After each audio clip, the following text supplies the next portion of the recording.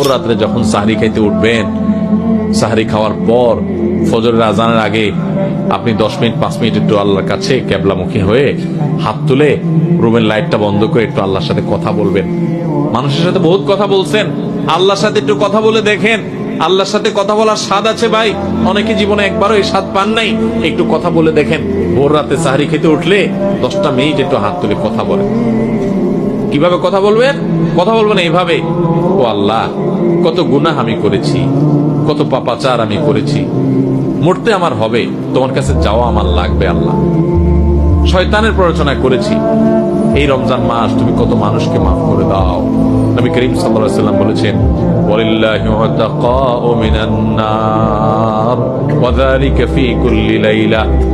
রমজানের প্রত্যেক রাতে আল্লাহ তাআলা অনেক মানুষকে সাধারণ ক্ষমা ঘোষণা করে দেন, যে যাও অমুক অমুক অমুক অমুক, যাও তোমাদেরকে মাফ করে দেওয়া হলো, জাহান্নাম থেকে মুক্ত ঘোষণা করে দেওয়া হলো। আল্লাহ কত মানুষকে আপনি সাধারণ ক্ষমা করে দিবেন। আল্লাহ আপনার সাধারণ ক্ষমা পাওয়ার জন্য কোনো যোগ্যতার দরকার হয় না, আপনি চাইলে যাকে তাকে মাফ করে দিতে পারেন। দুনিয়ার প্রেসিডেন্ট প্রধানমন্ত্রী চাইলে একটা দেশের যাকে তাকে যা খুশি তা দিয়ে দিতে পারে। তাদের যদি ক্ষমতা, তারা তো মানুষ। আল্লাহ আপনি তো মহান সৃষ্টিকর্তা, আপনি তো চাইলে আমার সব অপরাধগুলো মাফ করে আমাকে ফেরেশতা বানায় ফেলতে পারেন, পারেন না আল্লাহ?